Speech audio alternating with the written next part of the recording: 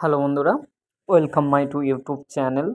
আজকের আমরা যে বিষয়টি নিয়ে আলোচনা করব সেটি হচ্ছে ক্লাস 10-এর বাংলা সাজেশন। অর্থাৎ 2024-এ ফার্স্ট ইউনিট এবং 2025-এর ফাইনাল এক্সামের জন্য প্রত্যেকটা গল্প ও কবিতা থেকে যে প্রশ্নগুলি অবশ্য করে করতে হবে সেই প্রশ্নগুলি নিয়ে আমরা আলোচনা করব। চলো আমরা প্রশ্নগুলি দেখে নিই। প্রথম প্রশ্ন হচ্ছে জ্ঞানচক্ষু গল্প থেকে দেয়া। কথাটা শুনে তপনের চোখ মার্বেল হয়ে গেল। কোন কথাটা শুনে কেন তপনের চোখ মার্বেল হয়ে গিয়েছিল? তারপরের প্রশ্ন হচ্ছে নতুন মেসোকে দেখে জ্ঞানচক্ষু খুলে গেল তপনের। জ্ঞানচক্ষু বলতে কি বোঝো? তা কিভাবে তপনের জ্ঞানচক্ষুটা খুলে গিয়েছিল? এই প্রশ্নগুলি 3 নম্বরের এবং 5 নম্বরের। আমি লাইন তুলে কোশ্চেন করেছি। এই কোশ্চেনগুলি 3 ও 5 মার্কের করে রাখবে। এই কোশ্চেনগুলি করলে তোমরা অবশ্যই কমন পাবে। চলো নেক্সট প্রশ্ন দেখে নিই। তার পরবর্তী প্রশ্ন হচ্ছে রত্নের মূল্য ঝুড়ির কাছেই। কথাটির তাৎপর্য ব্যাখ্যা করো। এই প্রশ্নটি মোস্ট ইম্পর্টেন্ট 2024 জন্য, ভেরি ইম্পর্টেন্ট। তারপরের প্রশ্ন দিয়েছি তপন কৃতার্থ হয়ে বসে বসে দিন গোনে। তপন কৃতার্থ হয়েছিল কেন?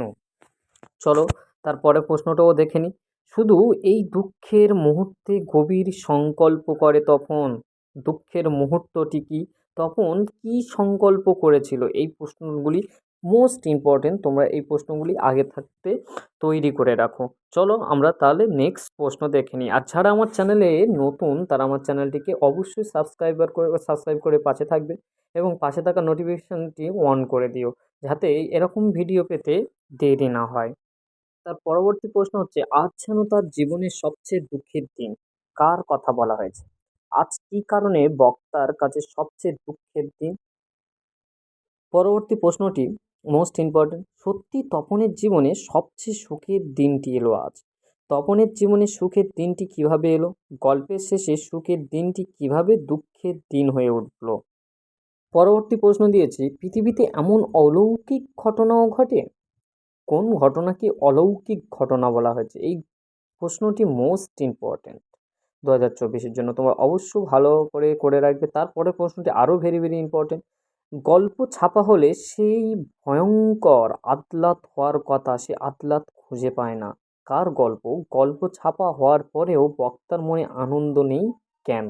এই প্রশ্নটি অবশ্যই মোস্ট ইম্পর্ট্যান্ট। তোমরা অবশ্যই এই প্রশ্নটি গুরুত্বপূর্ণভাবে নোট করে রাখো। এই প্রশ্নটি আসবেই আসবে। এই প্রশ্নগুলি দিয়েছি, অবশ্য করো। এবার অসুখী একজন কবিতা থেকে কয়েকটি প্রশ্ন দেব, সেগুলি একটু দেখে নাও। বৃষ্টিতে ধুয়ে দিল আমার পায়ের দাগ, ঘাস জন্মালো রাস্তায়। উদ্যাংশটির তাৎপর্য ব্যাখ্যা করো। তারপরের প্রশ্নটি মোস্ট ইম্পর্টেন্ট। প্রত্যেক বছর পরীক্ষার আসার সম্ভাবনা থাকে, সেই মেয়েটির মৃত্যু হলো না। কোন মেয়েটির কেন মৃত্যু হলো না? Most important. পরবর্তী প্রশ্ন হচ্ছে সে জানতো না। কি জানতো না? না জানা বিষয়টি বিশ্লেষণ করো। তারপর প্রশ্ন দিয়েছি তারপর যুদ্ধ এলো। পাঠ্য কবিতায় কবির যুদ্ধের যে আশ্চর্য, করুণ ও মর্মস্পর্শী ছবি এঁকেছেন তা নিজের ভাষায় আলোচনা করো। এই প্রশ্নটি 5 মার্কের জন্য মোস্ট ইম্পর্টেন্ট। তোমরা অবশ্যই এই প্রশ্নটি ভালো করে করে রাখবে। চলো তারপরের প্রশ্নগুলি আমরা দেখে নিই। তার পরবর্তী প্রশ্ন হচ্ছে আমি তাকে ছেড়ে দিলাম। কোন কবিতার অংশ? আমি কে? তার ছেড়ে আসার তাৎপর্য ব্যাখ্যা করো। Most important. তারপরের প্রশ্নটি দিয়েছি, এটা পার মার্কের প্রশ্ন। এরকম টাইপের প্রশ্ন দেবে। তারপর যুদ্ধ এলো। তারপর বলতে কোন সময়ের প্রতি ইঙ্গিত করা হয়েছে? যুদ্ধের শেষ পরিণতি কি হয়েছিল? এই প্রশ্নটি তোমরা অবশ্যই ভালো করে দেখে রেখো। চলো এবার তার পরবর্তী প্রশ্নগুলি আমরা দেখে নেব। আমার চ্যানেলটিকে যারা সাবস্ক্রাইব করনি অবশ্যই সাবস্ক্রাইব করো, আর ভিডিওটি ভালো লাগলে একটি লাইক ও শেয়ার করে দিও। তার পরবর্তী প্রশ্ন আয় আরো বেঁধে থাকি কবিতা থেকে দিয়েছি। আমাদের শিশুদের সব ছড়ানো রয়েছে কাছে দূরে, উদ্যাংশটি তাৎপর্য ব্যাখ্যা করো। তারপর প্রশ্ন হচ্ছে আমরাও তবে এইভাবে এই মুহূর্তে মরে যাব নাকি? এই সংখ্যার হেতু কি? তার পরবর্তী প্রশ্নটি মোস্ট ইম্পর্টেন্ট। আমাদের ইতিহাস নেই, কে কেন কথা বলেছেন? অথবা এমন ইতিহাস, উদ্যাংশটির তাৎপর্য ব্যাখ্যা করতে বলেছে। তার পরবর্তী প্রশ্ন হচ্ছে আমরা ভিখারিই 12 মাস, বলতে কবিতায় আমরা ভিখারি 12 মাস অন্তর্নীতির তাৎপর্য বুঝিয়ে দাও। Most important. তারপরে প্রশ্নটা দিয়েছি, আয় আরও বেঁধে বেঁধে থাকি। বেঁধে বেঁধে থাকা বলতে কবি কী বুঝেছেন এবং কাদের এভাবে থাকতে বলেছেন? কবি বেঁধে বেঁধে থাকার আহ্বান জানিয়েছেন কেন? Most important, very very important কোশ্চেনটি। তোমরা অবশ্য করে এই প্রশ্নটি ভালো করে পড়ে রাখবে। চলো তার পরবর্তী প্রশ্ন দেখে নেব। এবারে আফ্রিকা কবিতা থেকে কয়েকটি ইম্পর্টেন্ট প্রশ্ন ও সাজেশন তোমরা দেখে নাও। এই প্রশ্নগুলি করলে তোমরা ফার্স্ট ইউনিট এবং ফাইনালে অবশ্যই সাজেশন পাবে। আর আমার ভিডিওটি ভালো লাগলে একটি লাইক ও সাবস্ক্রাইব করে দিও। ও চলো প্রশ্নগুলি দেখে নিই। এলো ওরা লোহার হাতকড়ি নিয়ে, ওরা কারা? পংক্তির তাৎপর্য বিশ্লেষণ করো। তারপরে প্রশ্ন হচ্ছে, চিরচিহ্ন দিয়ে গেল তোমার অপমানিত ইতিহাসে, কাকে কথা বলা হয়েছে? কিভাবে তারা এই চিহ্ন এঁকে দিয়ে গিয়েছিল? তার পরবর্তী প্রশ্নটা হচ্ছে, অপরিচিত ছিল তোমার মানব রূপ। Very very important. মানব রূপ অপরিচিত থাকার কারণ উল্লেখ করো। তোমার বলতে কার কথা বলা হয়েছে? এই প্রশ্নটিও করে রেখো। চলো এবার তার পরবর্তী প্রশ্নগুলি দেখে নেব হারিয়ে যা কালি কলম থেকে। আমরা কালি তৈরি করতাম নিজেরাই। কালি তৈরির পদ্ধতি সম্পর্কে যা জানো লেখো, এটি মোস্ট ইম্পর্টেন্ট। তার পরবর্তী প্রশ্ন, হারিয়ে যাওয়া কালি কলম প্রবন্ধে যে নানান ধরনের কলমের বর্ণনা রয়েছে তা আলোচনা করো।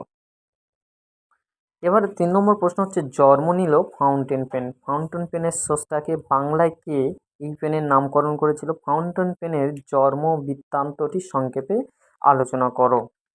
তার পরবর্তী প্রশ্ন হচ্ছে, আমার মনে পড়ে প্রথম ফাউন্টেন পেন কেনার কথা।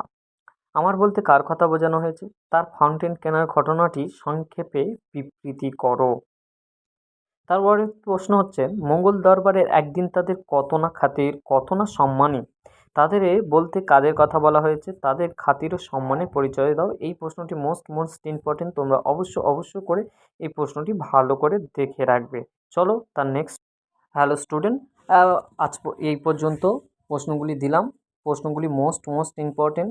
যদি প্রশ্নগুলি দেখে এবং ভিডিওটি দেখে যদি ভালো লাগে, একটি লাইক ও শেয়ার করে দিও। আর অবশ্য করে এরকম ভিডিও পেতে আমার চ্যানেলটিকে সাবস্ক্রাইব করে রাখো।